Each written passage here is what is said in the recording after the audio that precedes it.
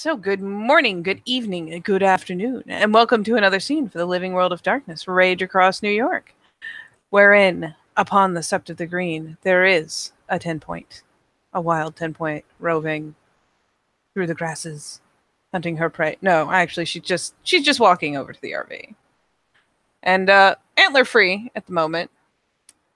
She's just ambling over there. She knows, well, keeps reasonable track of where Colin moves at time to time. And she comes not empty-handed. Oh no. No, in one hand is a violin case.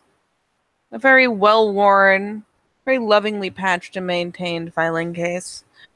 And in the other hand, I don't even know if it normally is kept in a case, but there's a guitar. It might be in a case. Tom, is it in a case? It's not in a case. Okay, it's just a guitar in her hand. Probably actually tucked under her arm, really, because it's kind of awkward to carry just one-handed. It would drag around, and that's no good for anyone.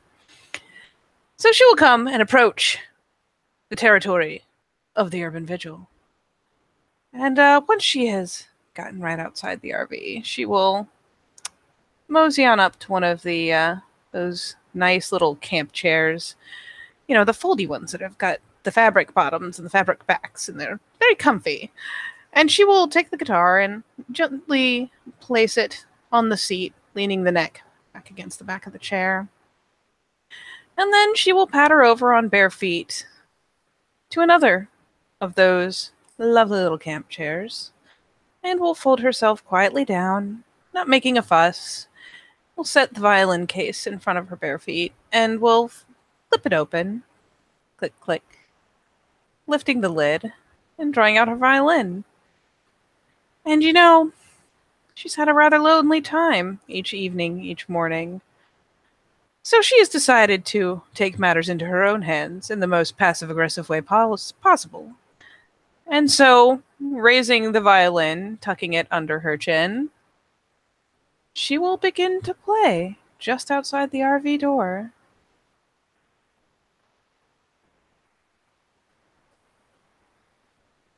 As the avid hunter the 10-point is, lays the trap for the tiny fox. She is met with slight fumbling sounds from the inside. The curtains are closed, the windows are shut. But alas, fumbling nonetheless. As 10-point begins to play, the music rings out. 10-point. Yes. Perception alertness. Oh boy. Let me double check my pool, because I am a terrible person and don't keep track of it very well.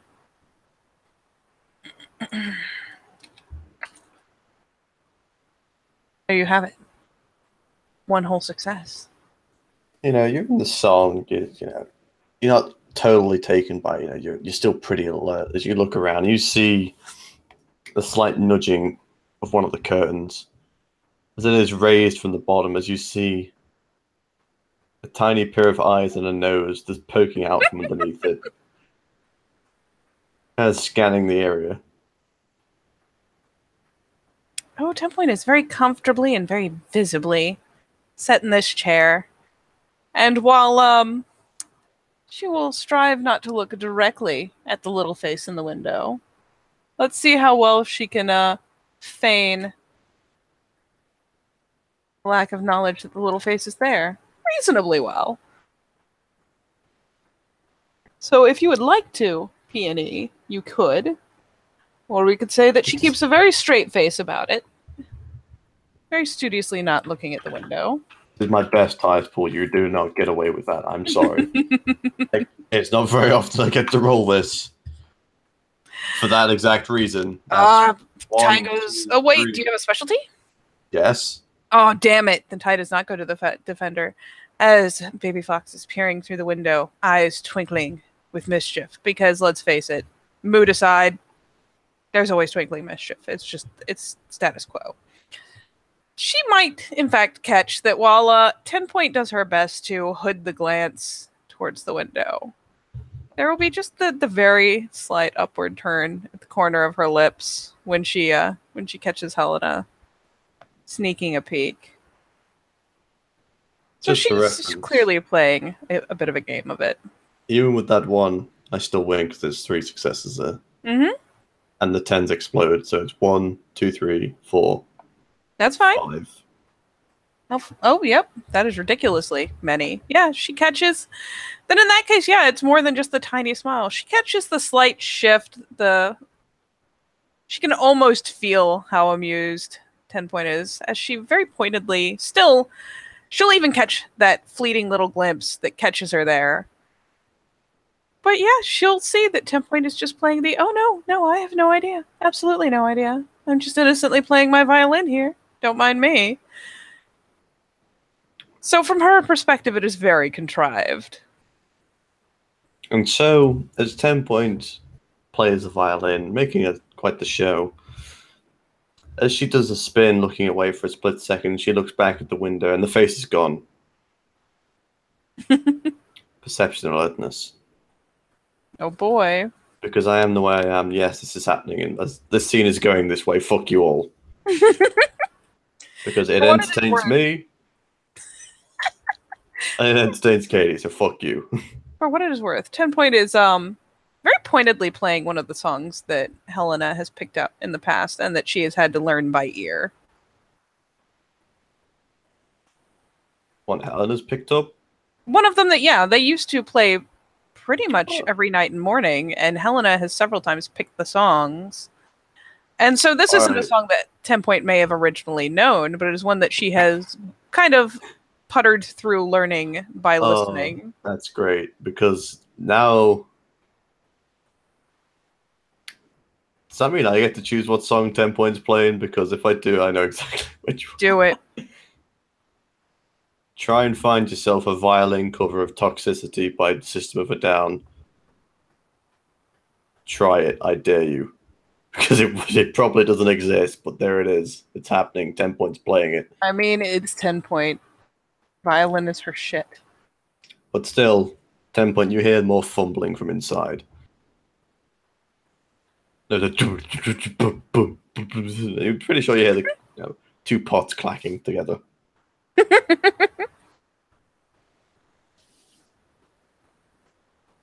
And eventually, the door clicks. Open. You just sent me a violin cover, haven't you? You literally have. Why am I not surprised, actually? That is a fantastic violin, I must say. It is a pretty fabulous violin. Sadly, hers does not look like that. Hers is just short of old and busted by sheer fact that it is kept well polished and lovingly cared for, but it's been around and it's seen some shit. Look, that's what she's playing, all right? Helena plays that song a lot. But either way, she'll notice the clicking of the door. It slowly begins to crack open. Before eventually it opens wide. And stepping out of the RV, it's quite the, I guess, worse for wear looking Helena. No, total bedhead. Like hair cowlicks, like half stuck up. Pretty obvious bags between her eyes. You're not sure if it's just straight panda eye from the makeup or, just grayness from the tiredness about her. But she's definitely got the straight demeanor of shoulders pretty shrugged down. Like she's almost exhausted. She's wearing an incredibly baggy t-shirt that kind of just doesn't even cover one of her shoulders, hanging down halfway, like down her arm, essentially. Probably not hers by the size of it, you can guess. That's fair. Yeah, you can see through it, but that's not the point. And in fact, she's just wearing like shorts. Let's be fair. 10 Point has worn so many manner of hand-me-downs that she won't think twice about, like, why wouldn't she be wearing one of, well, probably Colin shirts. Maybe someone else's. Who knows? She can't remember. And then, the pair of Converse that are just like so dirty at this point and just like not even tied, just like flaring off at the top. Aww. And friendship bracelets. So many friendship bracelets. So many. And she just stands there just like, "Eh." There will be a soft smile offered, and then a pointed glance over to the chair where her guitar lies. Just ever so conveniently waiting. How fortuitous. And a glance back with a upward tick of a brow as she continues playing.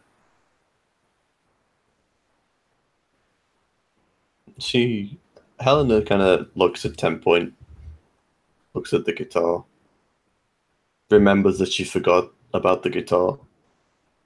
You can almost see her mentally just kick herself like, yep, that was stupid. And she kind of smiles a little bit. She goes and she'll pick it up. And because it's Helena, it's not sitting on the chair, but sitting on the table. Because elevation is a thing. Crossing one leg over the other.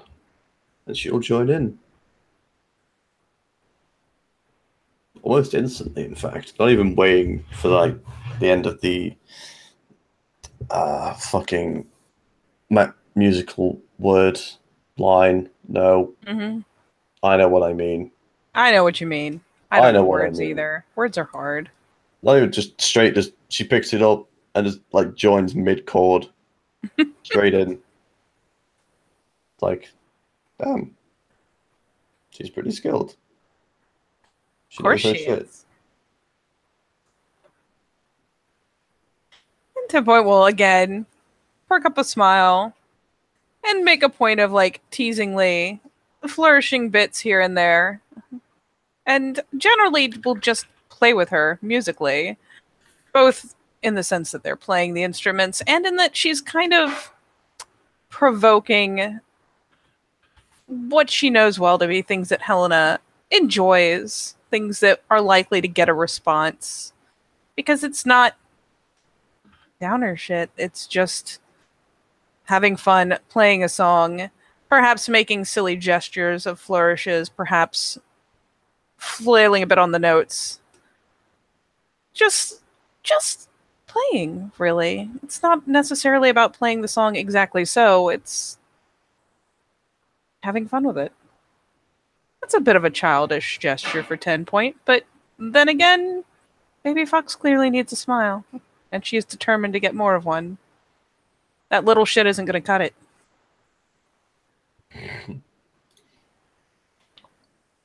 So I'm assuming 10 Point literally like spinning. Oh yeah, if a little bit of playful stuff from where she sat doesn't do it, she will at some point surge up and begin just, yeah, with absolutely no shame in her heart, will spin around, will do all sorts of silly things. Anything to pull just a little bit more of a smile until it's up at the level it's supposed to be. As 10 Point begins to dance a little more wildly, derpy, so to say, you could say. This is quite dangerously close to derp. Of course, anyone normally think this is stupid, but Helena,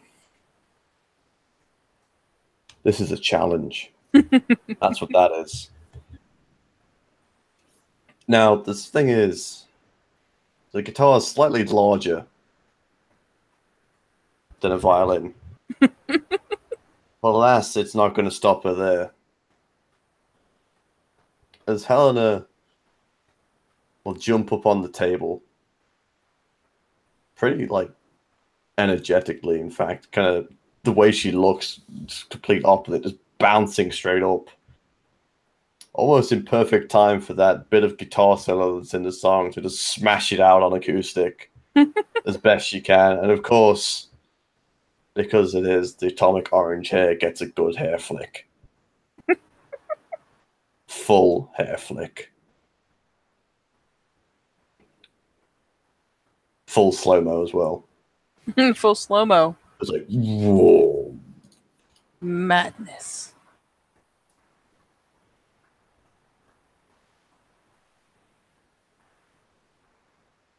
I was checking to see if I could find one that was guitar and violin, but alas, I haven't found it yet. Yeah, admittedly, 10 Point she's got a lot of hair, but there's no way that she can just up her headbanging to that level. That's years of practice. Look at that. There it is. Boom. So good. I'm gonna click on it. Look at it go. Fucking hair is fabulous. Anyway. It is. And So that admittedly, happens. 10 Point will be defeated. Because she can do a number of silly things, but Lord knows what would happen if she tried to headbang while playing the violin. That just would not go down well. Nobody would be happy. So as 10 Point kind of stops or slows down even, and she looks at Helena, you know the full, like, classic metalhead hair spin? Where it's just head is down, almost like horizontally, just spinning. Yep. That's what's happening right now. She's playing a fucking acoustic, so it doesn't match at all. But it's happening. As if 10 Point knows any better. Doesn't matter that it's acoustic. She's rocking out. We don't judge. 10 Point will watch her go, smiling broadly, joining back in beyond the guitar solo, and will be admittedly somewhat bemused because, she looked so drained and so far gone moments before. And, with the right little touch, suddenly she is doing things, and 10 Point's not sure what that's called, but looks pretty energetic. Holy crap. It's a challenge. That's what it was. Challenged and lost. Look, that's going in. The title. That's going in my renowned claim. I don't give a fuck. It was kind of the point. It's likely that 10 Point, did a couple lesser playful things. Each time pausing after and shooting Helena looked like, well, and then finally got up and did a proper bit of dancing, looked back, and then got schooled. Schooled so hard. It's alright. Nobody watched this scene and questioned it anyway. We'll just say it happened. Shh, don't tell anyone. So that happens. I'm going to try it. I'll see what happens. I mean, at this point, 10 Point must concede. She is no match for Helena's outrageous energy levels. And atomic orange hair. Yeah. 10 Point's got a lot of hair, but quantity is not better than quality. Alas. I love how much time we just used on that. But that's fine. That's fantastic. That's exactly the way it should be. Damn right. But anyway, moving on. Eventually she stops. Almost flourish. Oh, of course. Probably an escalating series of flourishes, really, as 10 Point again playfully provokes her into getting competitive with it. Because, well, she has to make absolutely sure that Baby Fox has been reset to happy as much as possible. Well, if you're doing that, it's full, she's not even using the pick at this point. She's just straight using fingernails. And, that thing where they do the guitar, but they move right down the base of the neck, and it's just like smashing out there. It's like she's doing that on a fucking acoustic, just smashing them out. And once 10 Point has gotten that competitive gesture, has gotten her to really slam out, she concedes. Because let's face it, the point is to get the level of enthusiasm, not necessarily to win at this point. So she will poke and up the game until Helena is doing this ludicrous series of notes and then finally cuts herself short with a sharp final note. And naturally, as that happens, she'll, ring the fingers up and down the neck. That last note from Helena just like almost echoing out from the acoustic, as much as an acoustic can, which isn't too much, but it's enough. You can hear the change in note as her fingers like drive up and down the neck. She flicks all the hair back and like kind of that mohawk starts. It just kind of throws itself backwards. That almost that sense of glow coming from it. It's just that fucking orange.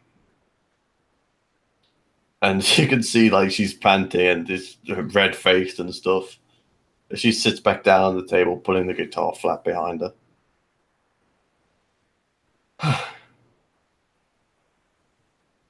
10-point might have the faintest smug look about her. Looks fairly satisfied, all in all.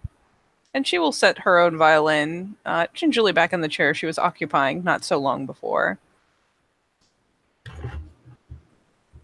And we'll pull up one of the those,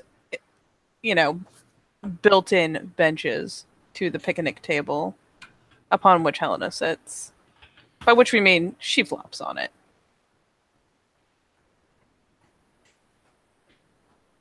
And in fact, after sitting emphatically down, as if it is, just, the woes of the world flop, and then just after a moment, glancing up to Helena to gauge her expression first, will then finally just flop herself dramatically back onto her back along this bench. Just looks at like blink, blink, blink. An upward turned thumb slowly rises. I'm good. What are you doing? Did you think I was showing Valley? Even a What? fostering gets tired. She finally tucks either arm back around so that the hands are tucked beneath her head in the mass of hair. So much hair. So much hair.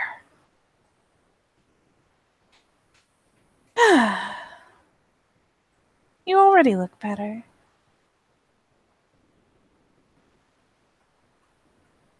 It's been too long since you played with me.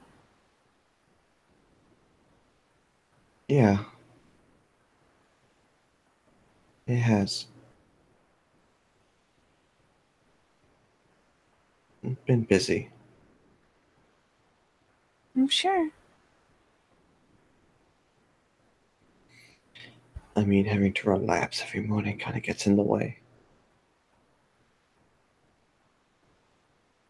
She can't reach to do a nose boop, but she can reach up and poke her knee. And you have a pack that needs you now. Yeah. And I don't doubt for a second that you look after them first. Always. And same poked knee gets a light pat. I hope you put together at least a little time to take care of yourself. I mean, I wouldn't give you this for free just because you saw how she was. It's obvious. She's not. Yep. She just nods. Yeah, I do. The eyebrows pop up in the do you kind of way. Shouldn't say it. The kind of look of, ugh. The oh really look. What? There'll be a quick glance up and down, and then a teasing little smile. How long have you been wearing that shirt?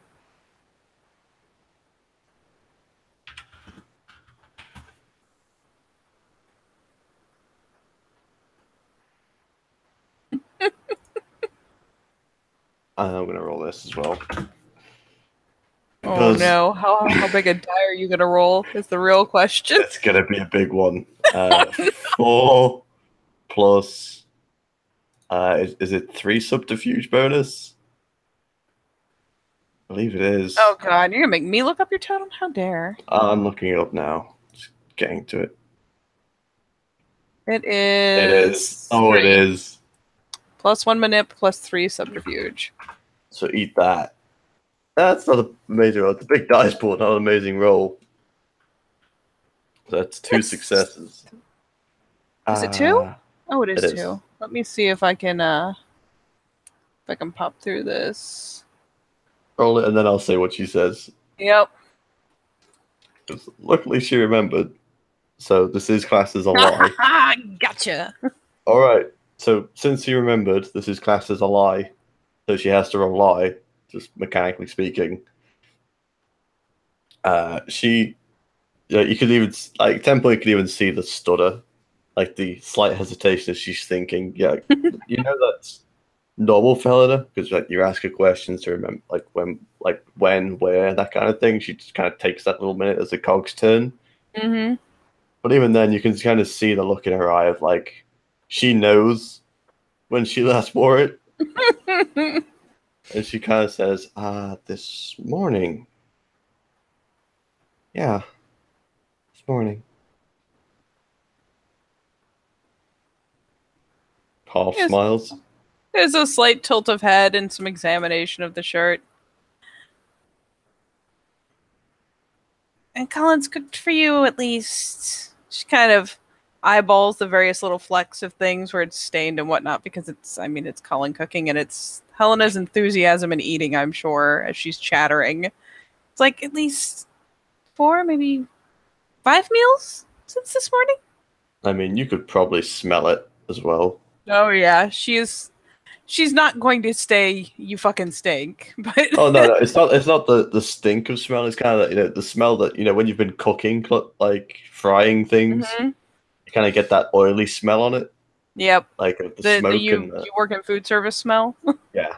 It's got that, and you can see the amount of stains on it. And she just kind of looks down like, shit. Maybe he's been saying I need to beef up, so I'm doing what my alpha asked me. Like very yes, you caught me. Eyes closed, head The up. little like self-righteous head Yeah, lift. yeah. And maybe. And she like hooks a foot under the one of the struts under the picnic table so that she can sit herself abruptly up, poking her in that upturned nose. Maybe. You're lying. For shame. Over exaggerated gasp, hand covering face. Helena. How dare you accuse me of such things? How dare you give me cause to make such accusations? The little head tilt of like, that's right. We're escalating this too.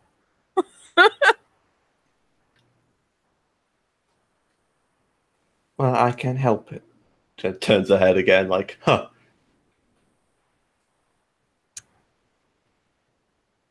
You can't. Did you run out of clothes again?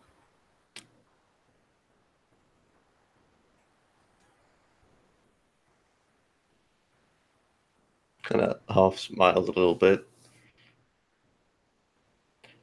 No, no, I think I have clothes. I don't know. I just haven't changed. Really? And she'll finally hoist herself up to sit on the table and go to loop her under an arm, just loop her in playfully. Probably even going so far as to do the maternal like not even like the meaningful, peck on the brow, but like an over exaggerated kiss on the crown of her head. Like the mwah before letting her loose again. 10 points face is assaulted with bedhead. It is. But that's okay. She's assaulted by her own bedhead every morning. You can't compete with this. You can compete with many things, but not this hair.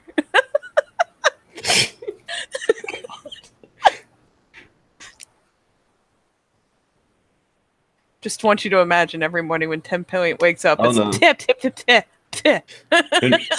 Who needs a pillow, right? I know, right? It's like soon as the air hits a certain humidity, that's it. It's Afro point from there. It really is. God. I feel like at least 30% of this scene is going to be talking about their hair.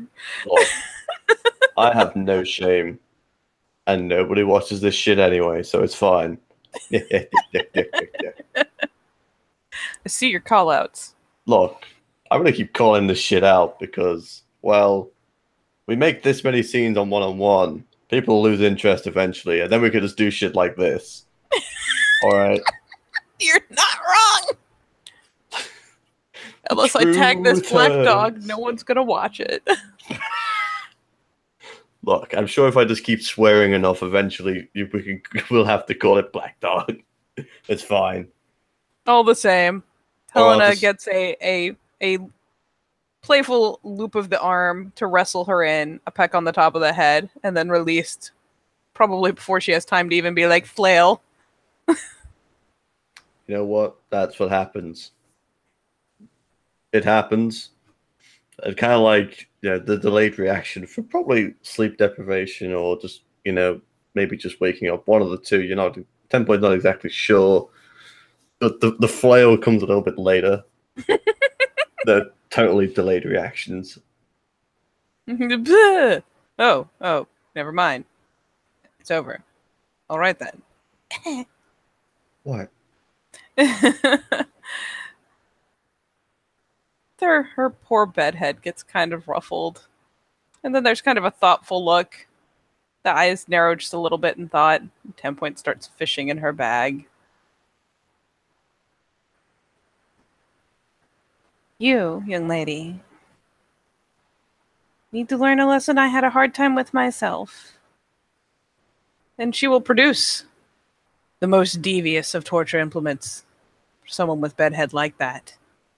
Fucking hairbrush. The horror on Helena's face when presented with such horror. Because horror. Unfortunately, I don't know this pain, as my hair is not that long. It's not too bad if you're smart, but I understand that there is pain involved. A lot of pain. I mean, if you try to manhandle it, yeah, it can get pretty bad. I've broken hairbrushes. It's a thing. What the fuck? I'm just saying. Like steel wool. All the same, Helena is getting herself turned about so that 10 Point can kind of gingerly begin from the ends of her hair, trying to coax out the tangles. Again, very carefully doing things like pressing the hair against her head so that even if it tugs a bit, it's just kind of spread pressure and not pulling on individual hairs, which is terrible and awful. You know what? Since this is a hair scene, well, you roll me another perception and let this at 10 Point. I will. Because she might notice something. That's going to mean absolutely nothing, but it might mean something. Who knows? We'll see. That's 3. You see it. So, you know, it happens. It's, 10 Points just brushing through Helena's hair. She's not resisting. You know, they get the odd kind of like twinge as, you yank downwards and, you get those 3 knots caught in the brush all at once. You just have to force your way through them at that point. She will be wincing sympathetically as she goes. You notice, for someone whose hair is this bright, this red, this orange almost, there's no decoloration in her roots.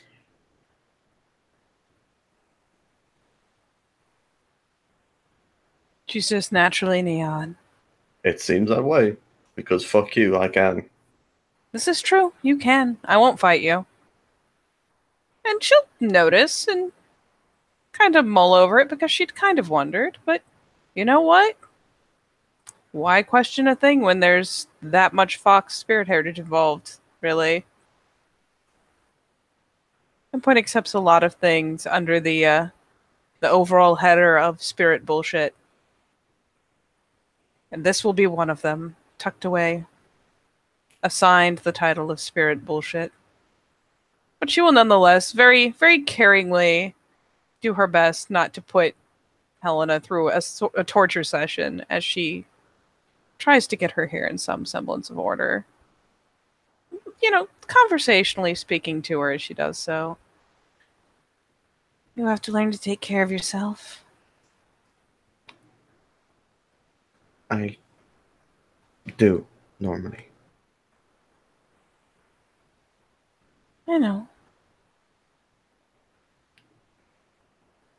I don't know, things recently just gotten different. Because of what you're connected to or because of what you've seen? Everything. It's very different when it's all of it.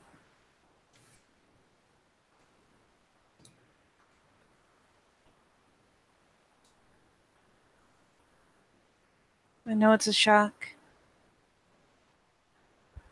But I also know you have the will to work your way through anything if you set your mind to it. I'll be here to remind you, but you're strong enough. I know. It's. Yeah, I know. Just with everything that went on. I mean, there's that. She just kind of, nods the head to the left. And what happened the other day? What happened yesterday? It's been a lot. It's been a lot. I know it's not much consolation, but it's not always like this. This sept, for all that I may feel ways about how they handle a number of things, they've adapted. This is a battlefront compared even to other septs, even to those back home. There's only one place that sees war on the level that this sept does, and that's in the Amazon.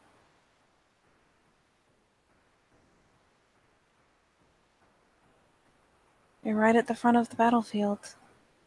There's a lot, but it's not always like this. This place is just very harsh. Yeah. No, I've accepted that. I accepted that a long time ago.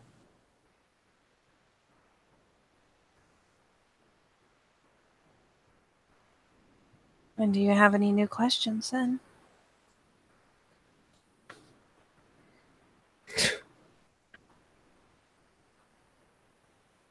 I don't even know. Because all that back yesterday was just madness. Would you like me to explain as much as I can?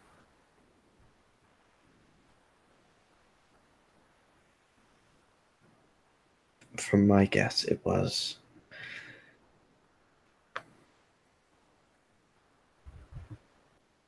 just worm shit, right? For the most part, you could just say that yes, and she'll finally get the brush running through her hair properly and set it aside.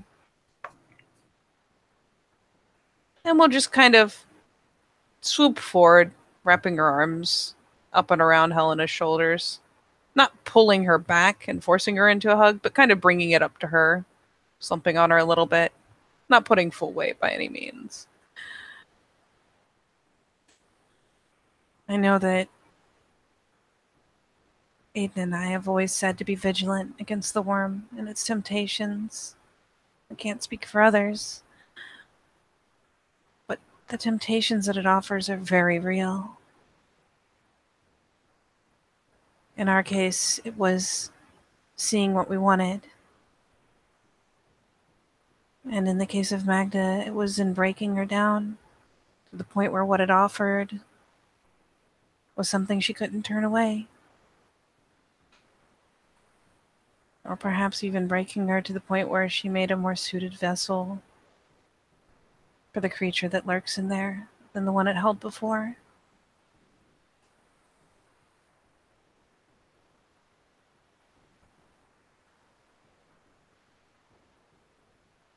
there's a big fight coming, isn't there?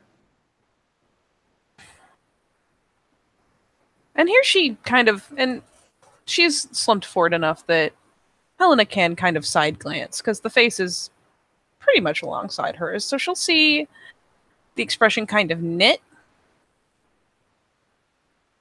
trying to kind of parse out how to answer. It wasn't so long ago that we fought the hellhole. It wasn't so long ago that we faced that thing that's using Magda as a vessel now. That we knocked her back, knocked her down, couldn't kill her. Not without giving her a new body to wear. But we knocked her down. And we drained the hellhole until it was the barest twinkle of worm taint. But we couldn't demolish it entirely. And we knew that it would start growing again, slowly. And that she would gain power again, slowly. And so instead of making it a battle that we tried to win, it was buying time. So that hopefully, by time she comes into enough power to do the kinds of things that she was doing, to stretch the hellhole's influence as far as she did, perhaps by then, you or the cubs that come after you, or the ones that come after them, will have learned more and found a way to do away with her entirely. It was buying time. So there will be spirals. She is, but she is not at full power. Not by any means. She stays in that hellhole. She'll stay close to the throne. And she's perhaps stronger now than she would have been normally after this much time passed. But she is not expanding the hellhole. She hasn't even consumed all of Staten yet, much less reached beyond it. Which is what had happened before. So while this isn't good, it's not as bad as it could be. It's not as bad as I could have feared it would be. But it's bad. It is. The fact that she exists at all is bad. The fact that we cannot do away with her entirely and shut the hellhole is very bad. But at least for now, it is small. But the spirals are returning. And she is growing. Sooner or later, it'll be another war front. I'm not scared of dying.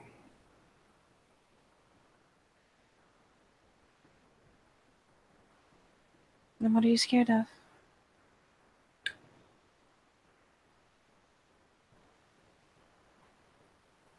I'm scared of dying before I figure out all the things I need to figure out.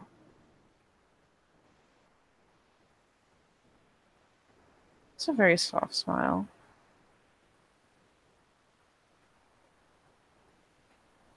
And do tell me if you ever think that I can help you figure them out.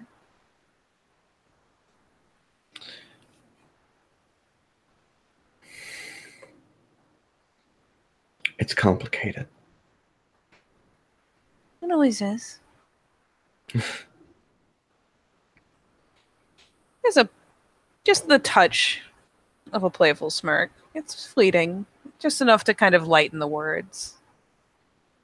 She is not by any means trying to what's the word I'm looking for? She's not trying to make light of the overall subject, just of the one comment. She gets a exasperation of breath with a light smile. Yeah. Yeah, it is. But something big is coming. I don't know, but it will come from the hellhole.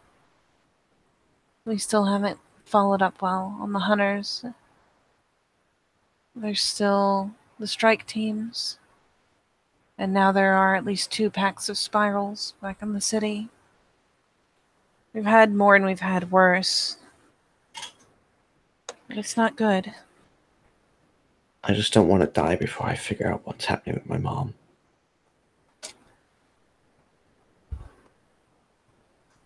Your mom? She just nods.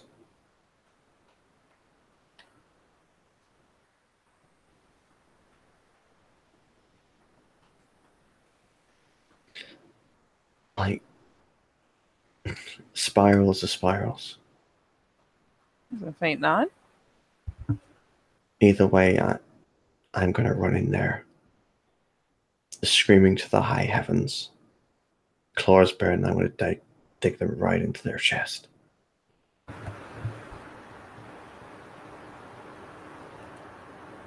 It's what we were made to do. Yeah. That doesn't bother me. Not anymore. Because this is my place. I have purpose. It's what I am. You have pack, and you have family.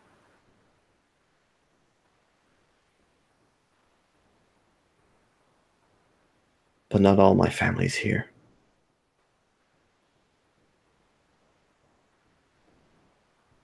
Do you mean to bring them here, then? I don't know how big your family is.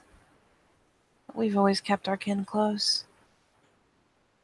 Just me, mom, and dad.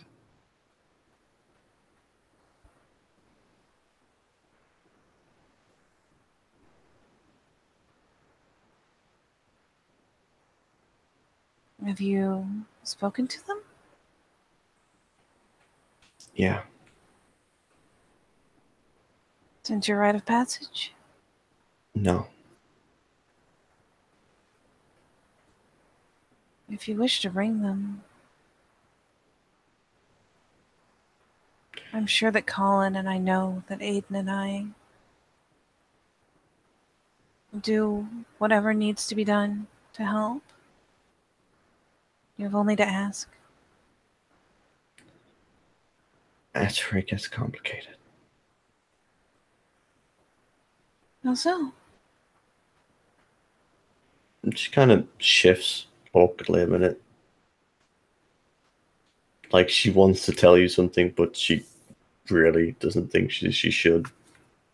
And Tempone will actually, like, she doesn't just get up off of her entirely, but she does loosen up a little bit, kind of give her a little proverbial breathing room. Tries to kind of match the comfort level by realizing she's gotten a little off and still being close, but maybe not arms tightly wrapped around anymore.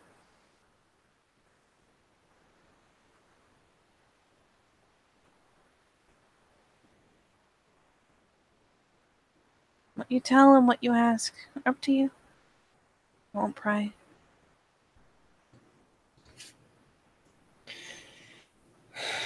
Yeah. I know that, but And you can be assured that, short of finding out that one of your parents is spiral kin, and even then, I would keep your secrets. I think you'd notice if they were. You should think so. But no. Just promise me. Nobody finds out. And her brows lift very faintly. And she doesn't hastily make a promise. There's a bit of a thoughtful expression. Again, a slight tightening of the features, especially around the brow and the wrinkle of her nose. And she clarifies. Even Aiden.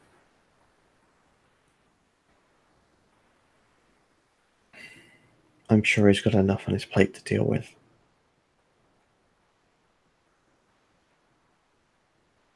You can tell him, but only when the time is right. And for that, she finally gives a light nod in acceptance. I would promise more readily, but I've already promised my right time and again. No secrets, no lies. Exactly. But I And can keep this to myself. He does have worse things to think on. and who am I if I don't trust family, right? Just so. It's not that I don't want to tell you. It's just I wanted to be sure that I was going to get to this position I'm in before I do. And you have. I'm proud of you.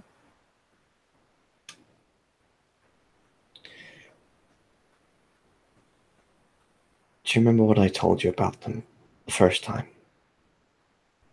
You said, your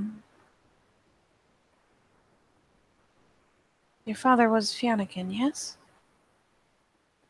She nods.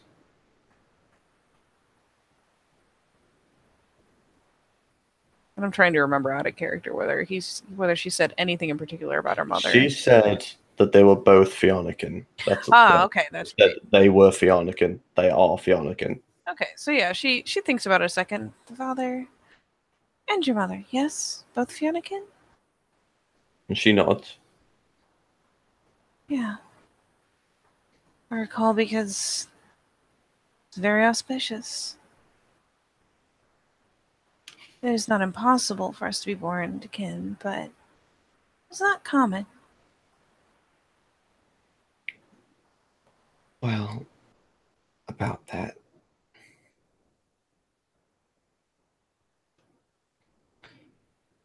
No secrets, no lies.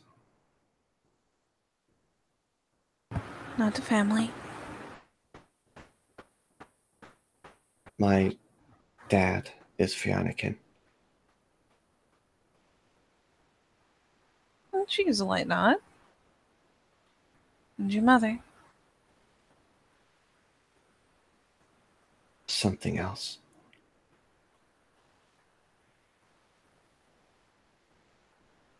Hopefully not something averse to the nation. Not a Cairn Drainer. Or one of the Fae.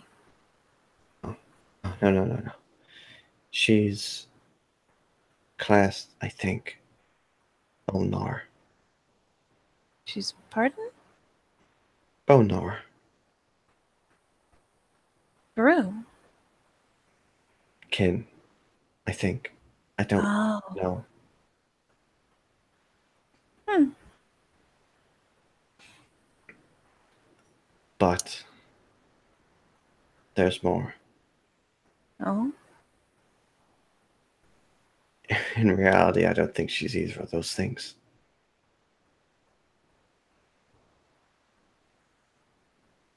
I heard. Just for reference, if anybody does fucking watch this shit this far in, congratulations, first of all. Second of all, I have made the right rolls and I've got 2 successes to remember this shit.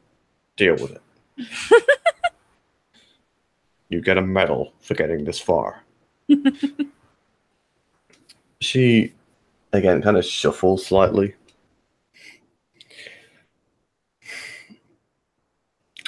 When I was back there, I heard her and Under the Bridge talking.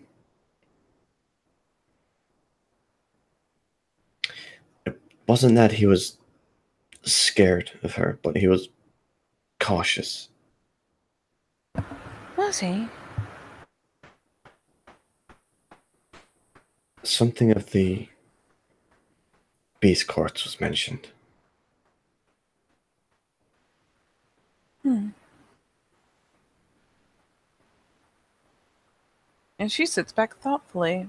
Though I'm going to say that the knowledge is for the moment beyond her reach, because I don't know if I have that kind of lore or not. Because we are very, very sneaky secretive in this game about Vera. unless we've interacted with them.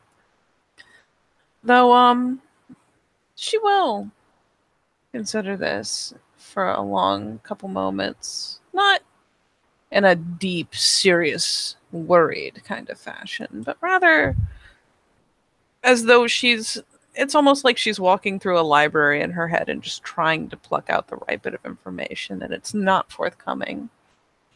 And she will supportively, especially as Helena gets kind of fidgety again, shift her position the slightest bit and finally look to just catch up her hand. Not like taking it, just slipping her hand into hers, twining their fingers and giving it a squeeze.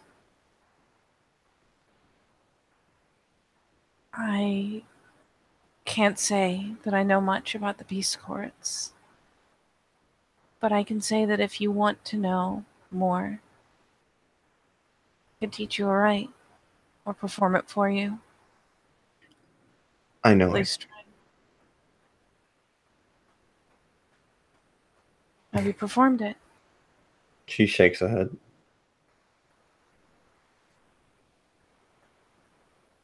At the very least, if you receive an answer, you can ask one question. I want to go see them in person first.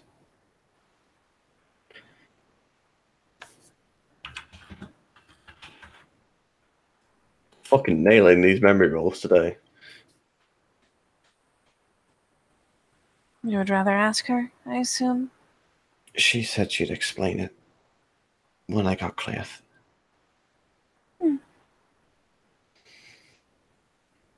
But, these. What I know about Beast Courts is they're not this. This. It's different.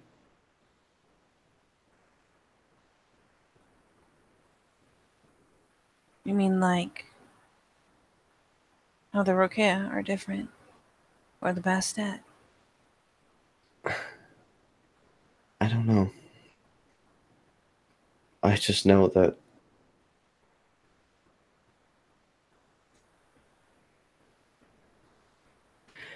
you can smell it on her. You wish to go alone? I'm not going to go along.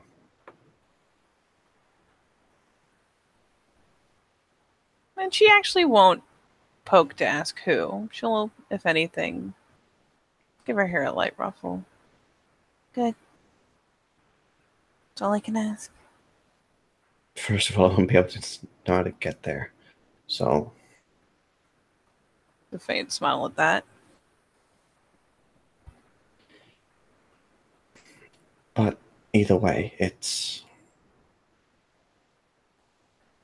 Complicated. I don't want to bring her here and have her executed or anything like that. Especially after what I saw. You saw? She just nods. What did you see? I saw my mother yesterday. There. She nods. Lips kind of purse in the slightest bit, forming a bit of a line. Soon, that doesn't. That, with hindsight, tells me that something's wrong. Something is so very wrong. What I the don't know what. worm showed us, each of us, not just you, was the thing we most wanted.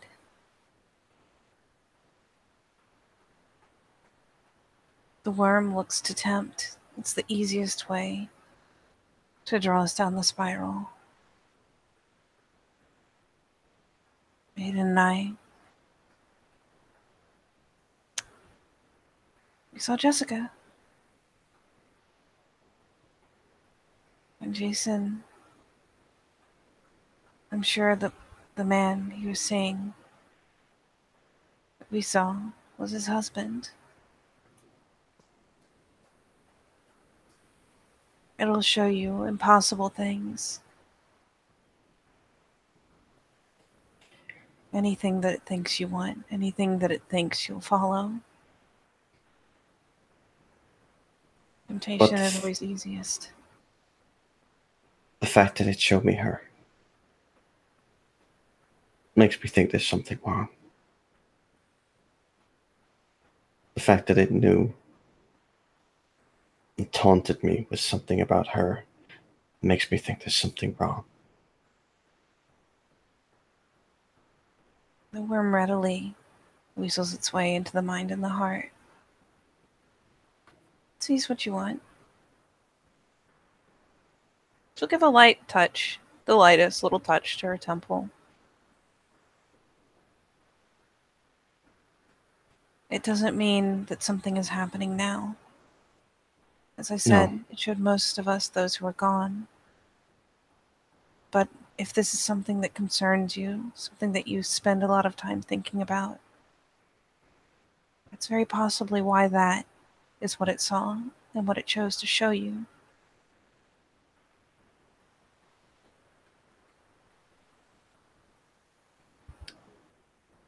Did she ask you to stay? And she kind of stammers for a bit. Perception, empathy. Doing it.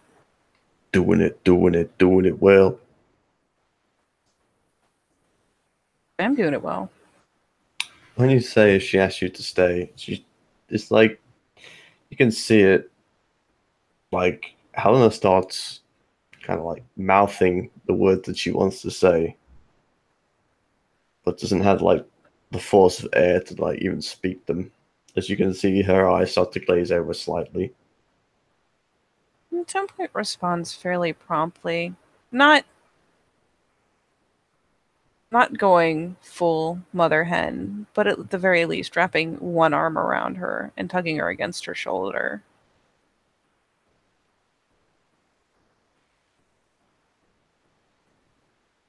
Concerned glance to her face. We all saw hard things, Helena. She didn't have time to ask.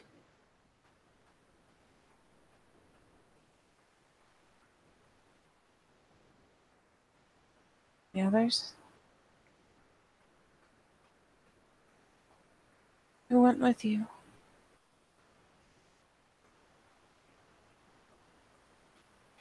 She was there in front of me. And I hugged her because it's the first thing that I expect, she's my mom. And the next thing I know, there's a bullet in her head. And she drops to the ground. Helena. As Cammy just shot her. Now, I don't care if that's some wormish vision or anything. Because in that point, it felt real.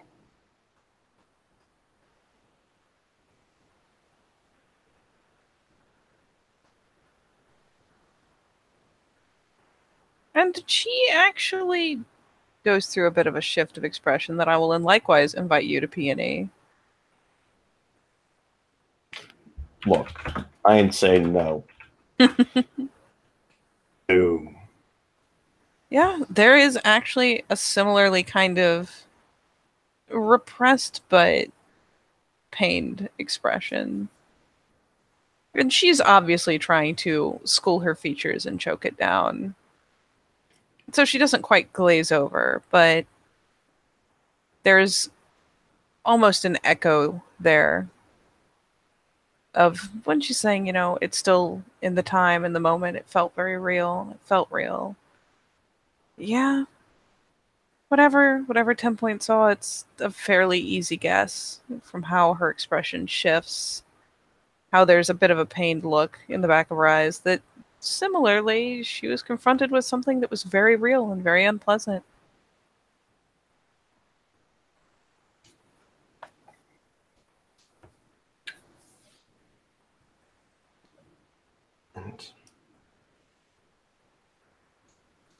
when she did it, I just lost it.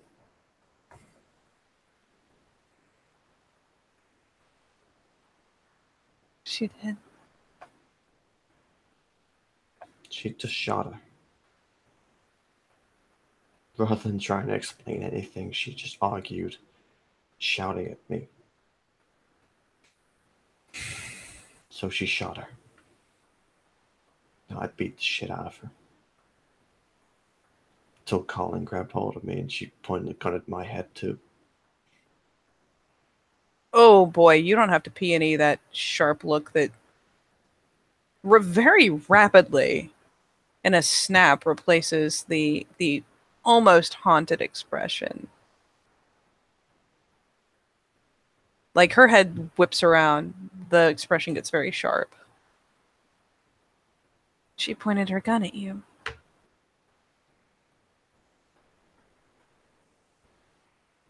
My Had you mom had taken the just war been shot. form? No. And she pointed a gun at you.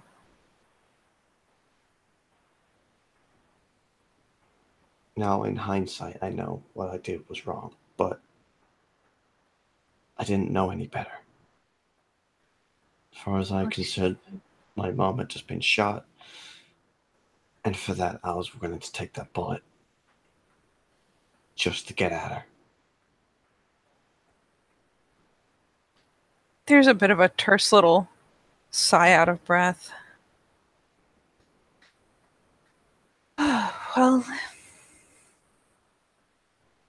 you don't lack for will.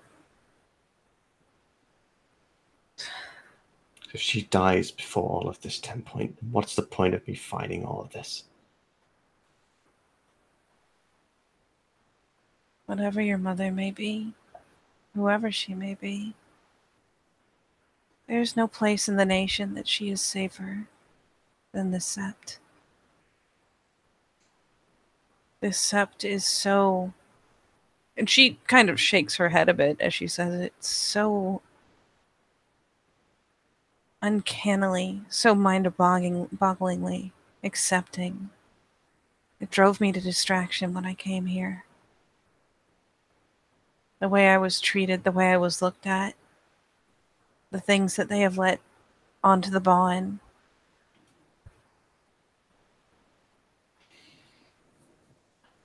Things that wouldn't be allowed anywhere else. Things that could earn a person a death sentence anywhere else. But here it is different. If we were back home, I would encourage your caution. If we were back home, I would suggest a very different course of action. But here,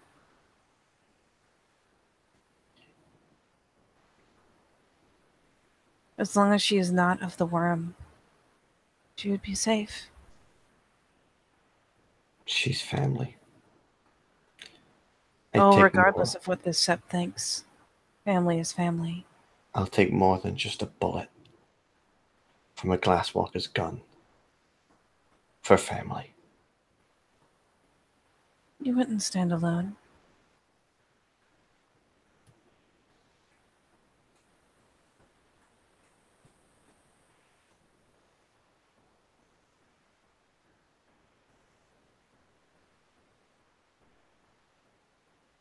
On me not knowing that, it's my own fault. The brownettes? And to an extent. I've never seen it before, but... Nothing prepares you for the first time that the worm reaches out and touches your mind, Helena. But... is it not unwise for another more experienced theurge to explain what's happening before acting recklessly and causing division? Causing division is bad. But there's a chance. In fact, there's a good chance that were it her word versus your mother's, you would put your favor where it's due.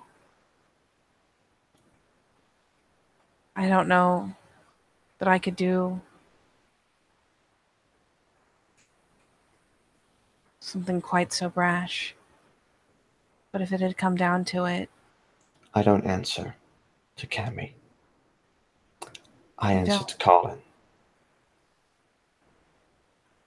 Colin was there.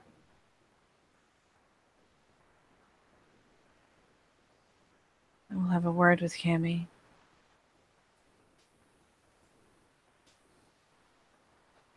No more, but a word. And I will not fight your battle for you, I'm not asking you to fight. I'm but just I will. asking for advice.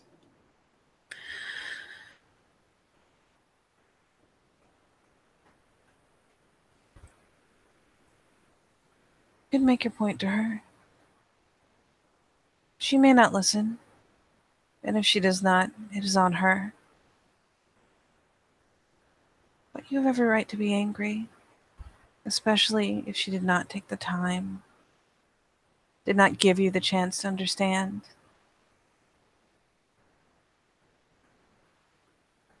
Then again, if I had had to do the same to free Aiden from something that was just as cloying, just as real in seeming,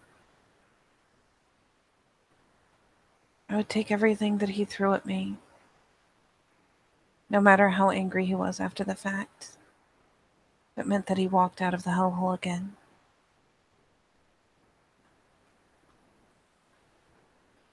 Exactly. So you may be angry. Which is why I don't hold a grudge. That doesn't mean it doesn't upset me. Of course not.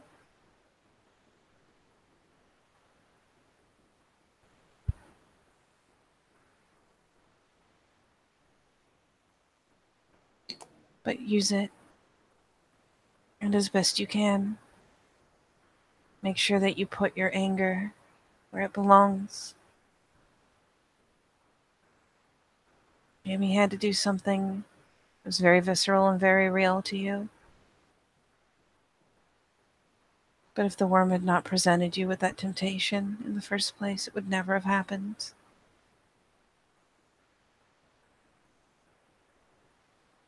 It's harsh to say, but Helena, you're lucky. The first time I brushed minds with the worm, she actually gets the expression shifts again, and eye contact is completely broken in favor of staring anywhere else, really. Probably at more of a distant point as opposed to looking down. But her head shakes as she says it. I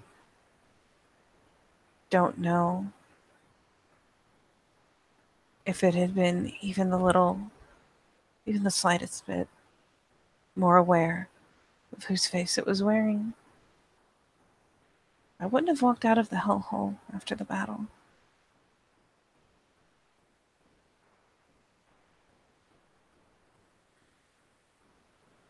There was no one there with me. I couldn't hear my pack. I just saw it. I just heard it.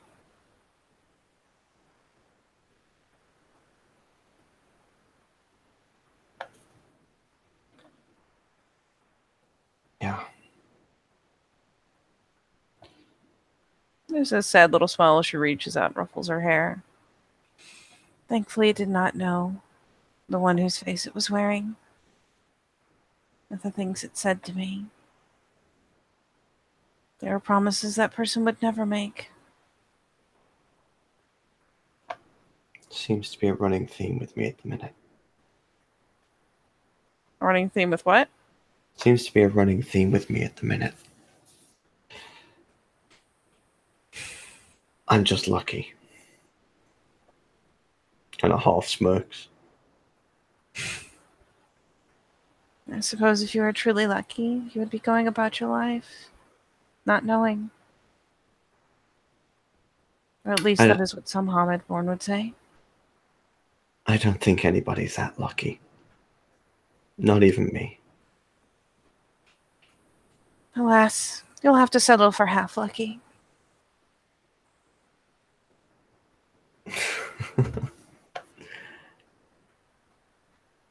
I've dodged bullets so far. Doesn't mean I'm not going to stop. And you'll dodge more. With greater finesse, I'm sure.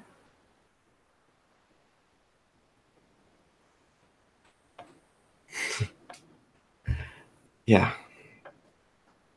I'm sure. Try not to take the call of the worm as an omen. Try not to take what happened as an omen regarding your mother. I At the don't. very least, if it seems as though it may be bad, speak to us. I am, aren't I? You are.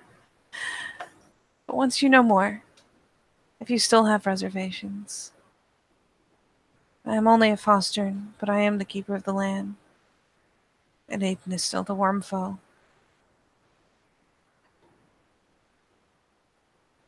And Yeah, whatever else we may be, we are well regarded by the warder, well regarded by most of the elders of Sept.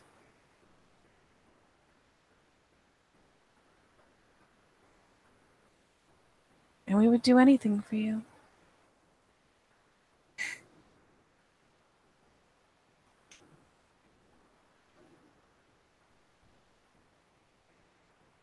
likewise. Another very, very soft smile.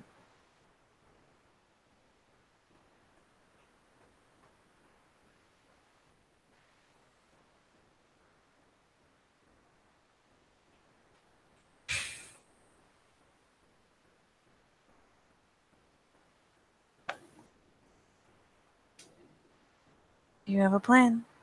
We're going to see them again. I don't know. I was hoping just, roll up, knocking the door. Hey, Mom. Hey, Dad. Wanna come move out? Live with me in New York?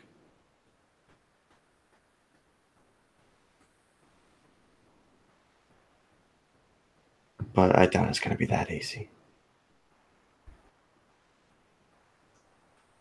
You can always ask. You can always offer. Even if they are not intimately close to Sept. There are places beyond the webs of the city that are still within the protectorate and a little more remote and safe. I have an idea. Do you? Yeah, but I gotta speak to Colin first. Of course.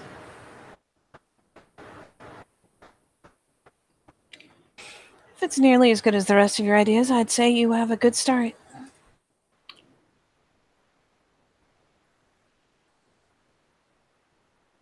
And she smiles and, yeah, finally, after all this time, she'll return the hug.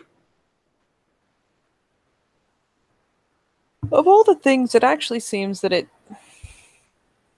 it's almost like 10 Point needed it just as much. And again, she kind of laxes and softens a bit and returns it.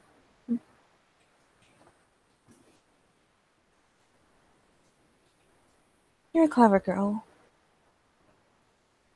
I have no doubt you'll solve any puzzle that Fox or the nation or even your own parents can throw at you. Yeah. She'll hop off the table and start pick up the guitar, and she'll start walking towards the door of the RV. Plus, I'm hoping to open a bar soon. Well,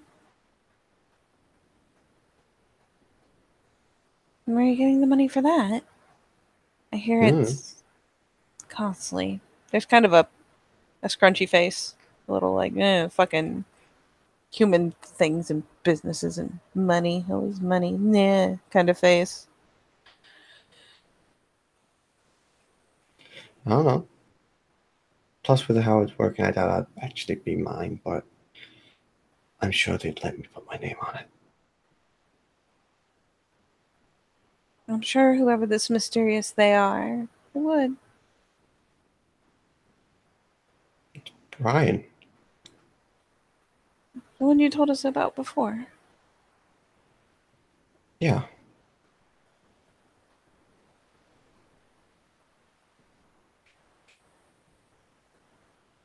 Hmm. You know, if you wanted, your Brian could talk to my Brian. She kind of smirks.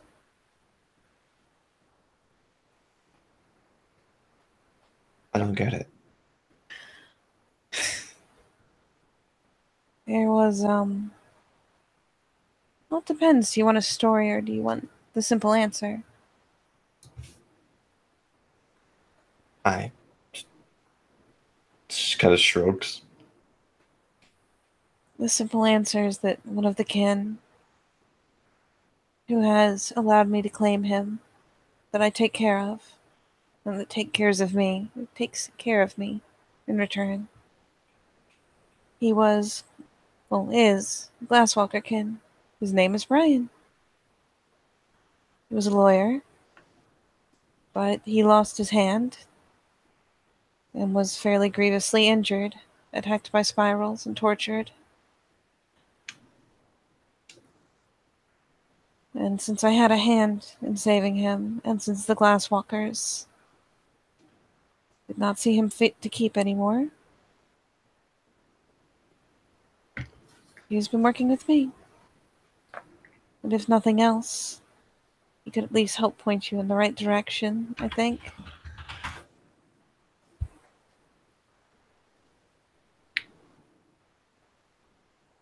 Yeah.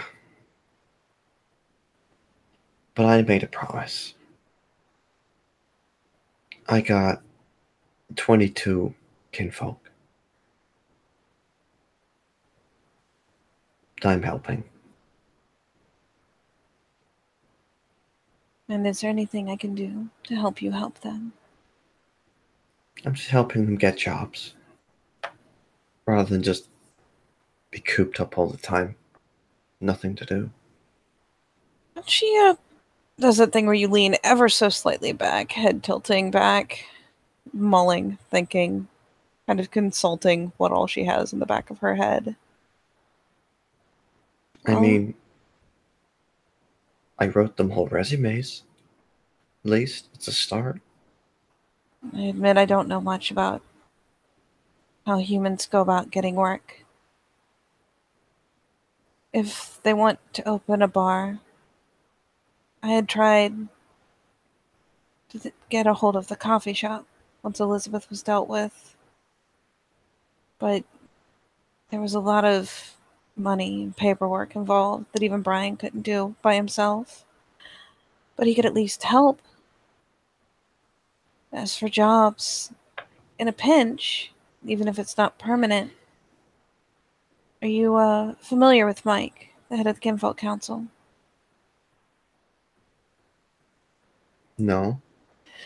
He is Shadowlord kin, and while he seems a little off-putting at first, he truly does care about getting the kin work, about keeping them to where they can afford their homes, their families, can afford to live. He runs a cleaning service, and that when we go out, and she kind of tips her head towards the city, and we make a mess, the people that he works with, the people that he trains, and even he are pretty good at making it disappear. It's not heartening work all the time. Though I'm given to believe that that is not all they do. But there are many of them, and I know at least one set of kin who took up work with him from another sept. And part of the promise was that once they were trained, once they knew the business, he helped them in setting up a similar place out at that sept. It's very possible that if these kin need work, even if it was only temporary, they could work with him and get enough to start on the right direction. And if they are willing to help him in expanding what he's doing, they could end up with places of their own to work. Yeah. He's not I'll a bad think one to about talk to. baby steps first. Of course. My plan is, well, I've written 22 resumes in the space of 3 days. That's a lot of work. So It sounds like it. I She need to does go. not seem to recognize the word resume for what it's worth. No, it's okay. Tom didn't until like 5 days ago, so it's fine. Damn fucking Americans. Sorry. This is up there with aluminum. But anyway, Aluminum and mustache and colors. yes. There's a U in color. God damn it. And But apparently anyway, there's no in mustache. Weirdo. it's pronounced aluminium. I don't give a No. fuck. Stop. All right. No. No. Stop it. Stop it. It's All right. aluminum, sorry. Anyway, she turns around and smirks. You know, that almost fully bright smile. Almost.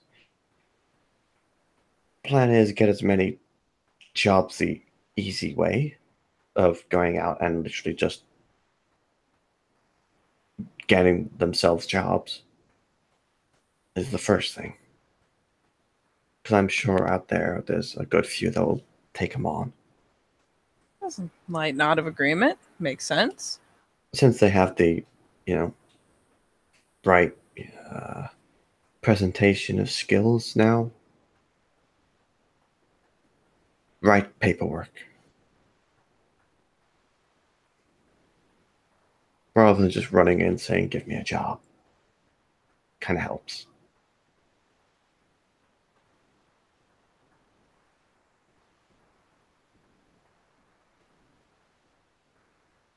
And again, there's just kind of that checks out kind of nod. She just nods like, you have no idea what I'm talking about, do you?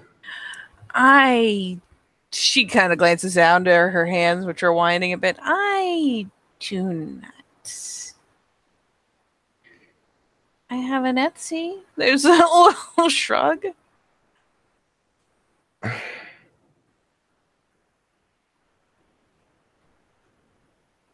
It's all right.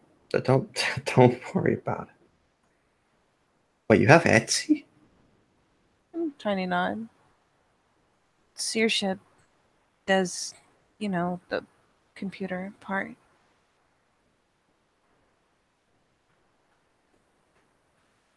And admittedly, usually, if I need money for something, Ryan just gives it to me. Oh. Hmm. But yeah. It doesn't it doesn't matter. Forget nothing. Nothing. Nope. I should have sounded like dismissing whatever she was thinking.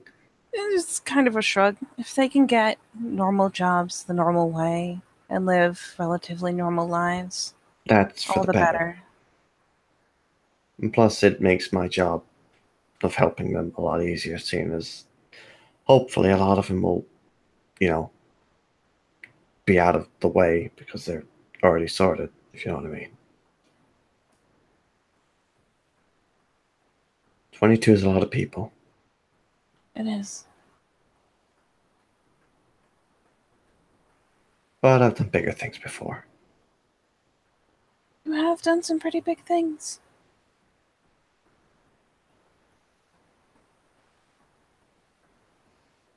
For what it's worth, she tilts her head and kind of, it's a tired but still mock playful smile.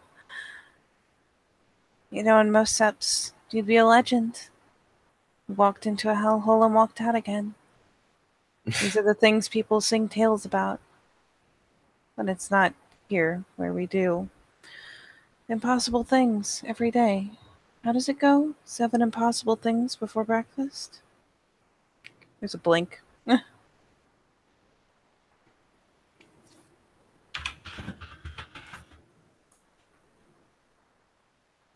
just roll away. There we go. She smiles, kind of the cheesy smile of, did you really just? For what it's worth, she doesn't seem to know where she heard that. No, but it's okay because Helena remembers where it came from. There's a shrug.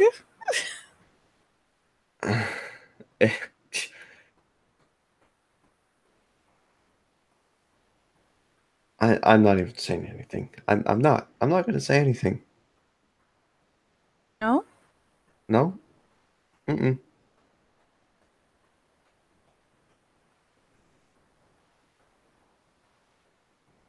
Well, I hope you at least feel better. I do.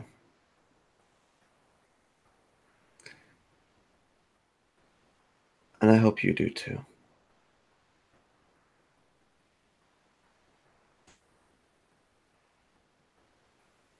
There's a heave of a shrug. About some things, yes. About other things, no. It's complicated. Very much so. It's always complicated, even when it shouldn't be. But Even yeah, when it should know better. remind me to introduce you to Brian. He's nice. I should very much like to meet him.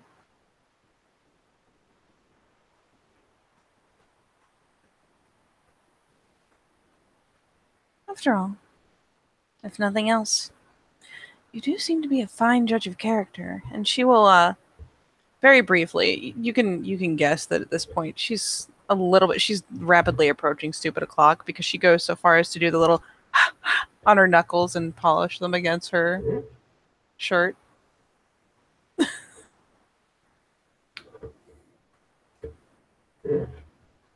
The kind of look of just what it maybe it's the tired in Helena. Maybe it's the derp clock.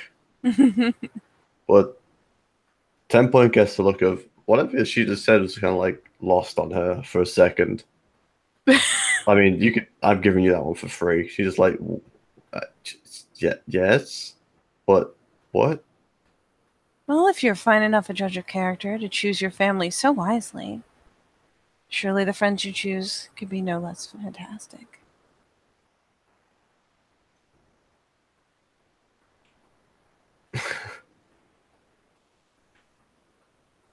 Of course.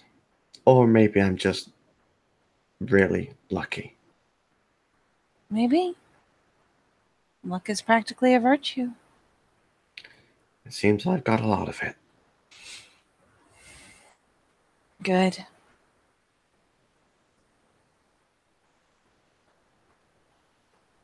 We need it.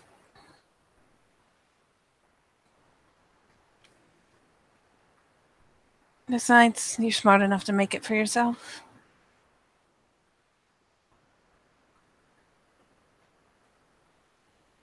Fox approves. Almost that hint of a devilishly playful smile. Oh, Lord. 10 Point can't keep up with her devilishness. She does at least echo the smile.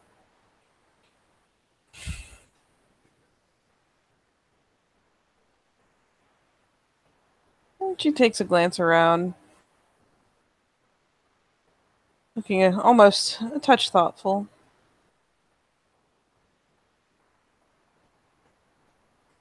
And as much as I should go and try to dunk you in the lake, young lady.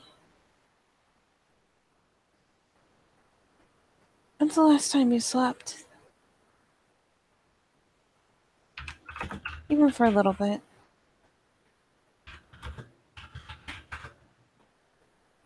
Damn it, these fucking memory rolls. She over-exaggeratedly, I don't even know if that's a word, but fuck it, it is now. You know, the hand on like hips tilting, finger on cheek, like, kind of thing. I think I'm on 4 days. Oh, Helena. What? Fucking 10 Point looks so sympathetically tired. Just hearing it, it's like, oh god, I'm tired for you. Like, that's how it looks. The shoulders kind of drop, even just like, oh god, sweet guy. She gets herself up off the table and ambles to what's likely the closest of the trees and just flops down on her butt there. Flopping her back against the tree, even like tapping her head back against it, just makes the come here gesture, like the whole arm one, not the little hand one. Is she just that takes too much finesse? It's the arm like wave of come here. And of course, Helena will not resist. But as she's walking towards that point, or kind of a bit of a hurried run, she produces something. Oh, does she? Yes, she does. We don't ask where it came from. We don't ask where it came from. And as so Helena, she plows. No, that's the exact wrong word. Oh shit. As Oh she my, lands. As she lands. Helena. Look. Stop it. She lands on 10 Point. With a blanket, of course. We don't ask where it came from. Big enough to cover the two of them. She'll snuggle right up. No, yes, dear mom is the oof of impact, but doesn't seem especially put off by it. And yeah, lifts an arm, cuddles the poor baby fox in. And once she's cuddled down and the blanket has made its way up to where it wraps around the back of the metis and then down around the little Cleeth, she'll first start idly humming, just keeping Helena fairly close. And while her personal favorite is to lay in such a way that she can hear the person's heartbeat, there's no telling how Helena has flopped. So at the very least, there is humming. Soft, steady, but in that kind of just droning enough tone to be a touch hypnotic. And she'll begin lightly stroking that outrageously vibrant hair. And eventually, the longer they stay there, while 10 Point may be fading, she'll eventually start singing very softly Gaelic.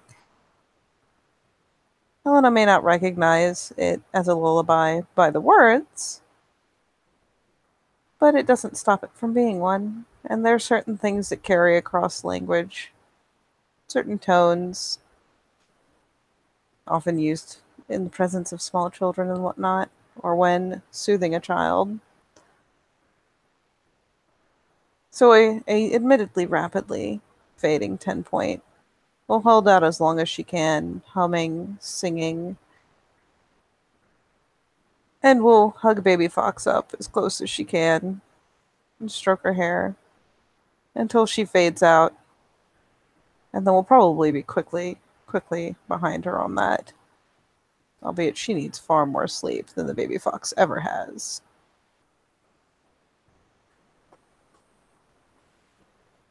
Though I dare say, with an adorable pile of blanket burritoed cuddle puddle, you can probably call it a scene, unless there's more you would like to get up to.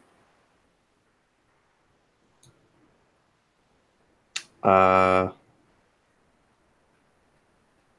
mean, I could just spout some bullshit for the next 30 minutes just to see if anyone would watch till the end. I mean, that could be fun, but unless I will not.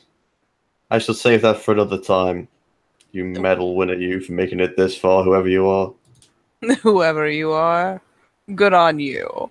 Crazy bastard. Need to start like leaving Easter eggs at the end of each scene. That's what I'm going to do. You know what? This is an Easter egg. This is an Easter egg, because why not? It was kind of Easter. It The was, in fact. Easter egg for this scene is banoffee pie. What? Exactly. Well, okay. Banoffee pie. That was a word. Banoffee pie.